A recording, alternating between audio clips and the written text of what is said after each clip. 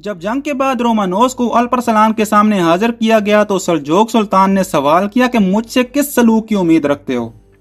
Romanos نے جواب دیا مجھے قتل کر دیں گے، ہو سکتا ہے مجھے معاف بھی کر دیں۔ جس پر سلطان نے کہا کہ میں نے تمہیں صلح کی پیشکش نہیں کی تھی، اور اگر تم جیتتے تو میرے ساتھ کیا سلوک کرتے؟ اس نے جواب دیا بہت برا سلوک کرتا۔ اس پر الپرسلان نے کہا کہ مجھے اب تیری نیت کا علم ہو گیا ہے، اس لیے تیرے ساتھ بھی ایسا ہی کرنا چاہیے۔ اس بات کا رومانوس نے بہت عمدہ جواب دیا اور کہا کہ آپ جو چاہیں کریں، لیکن یہ بھی دیکھیں کہ میری نیت کا انجام کیا نکلا۔ اس جواب پر الپرسلان نے رومانوس کی جان بخش دی اور بعد ازاں اسے فدیے کے عوض رہا کر دیا گیا۔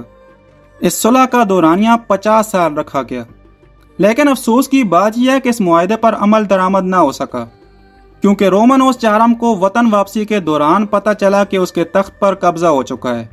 مورخین کے مطابق رومانوس نے حکومت دوبارہ حاصل کرنے کی کوشش تو کی، لیکن کامیاب نہ ہو سکا۔ 2 لاکھ دینار اور 90,000 دینار کے جواہر الپرسلان کو بھجوائے اور کہا میں اس سے زیادہ کچھ نہیں کر سکتا، کیونکہ اب میں بادشاہ نہیں رہا۔ رومانوس کا انجام بہت بھیانک ہوا۔ صلح کے باوجود مخالفین نے اسے پکڑ کر اندھا کر دیا اور بعد میں اس کا انتقال بہت برے حال میں ہوا۔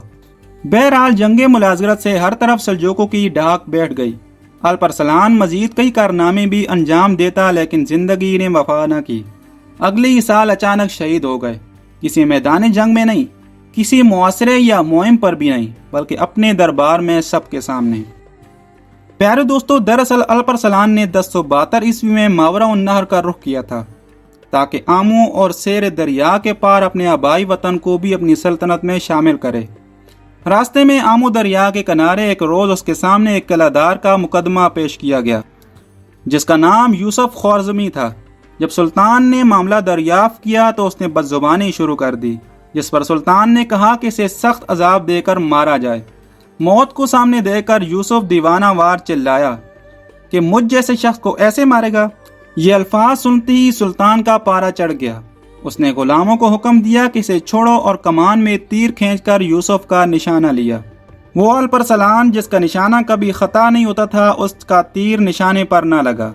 اسی دوران یوسف کسی غلام کا چاقو چھین کر آگے بڑھا۔ الپرسلان تخت سے اٹھا تاکہ ایک ہی وار میں اس کا خاتمہ کر دے، لیکن جیسے ہی قدم آگے بڑھایا دامن قدموں میں الجھ گیا اور منہ کے بل نیچے آ گرا۔ یوسف سر پر پہنچا اور اس سے پہلے کہ کسی ہتھے چڑھتا الپرسلان کی پیٹھ پر چاقو کے کئی وار کر دیے۔ چند ہی لمحوں میں یوسف کے تو سپاہیوں کے ہاتھوں ٹکڑے ہو چکے تھے، لیکن تب تک وہ سلطان الپرسلان پر کئی کاری زخم لگا چکا تھا۔ شدید زخمی حالت میں 4 روز تک زندہ رہنے کے بعد الپرسلان نے صرف 40 سال کی عمر میں شہادت پائی۔ بستر مرگ پر الپرسلان نے کہا کہ میں نے زندگی میں کبھی غرور نہیں کیا، لیکن کل جب ٹیلے سے اپنی فوج کا معائنہ کر رہا تھا تو دل میں خیال آیا کہ آج زمین پر کوئی طاقت میرا مقابلہ نہیں کر سکتی۔ پھر جب یوسف کو میرے سامنے لایا گیا تو میں نے اللہ کی بجائے اپنے زور بازو پر بھروسہ کیا اور اسے حقیر جانا۔ نتیجتاً آج ایک ادنا قیدی کے ہاتھوں موت سے دوچار ہو رہا ہوں۔ پیارے دوستو، الپرسلان کے بعد وصیت کے مطابق اس کا 18 سالہ بیٹا ملک شاہ تخت پر بیٹھا، جس نے سلجوقی ریاست کو اپنے عروج پر پہنچا دیا۔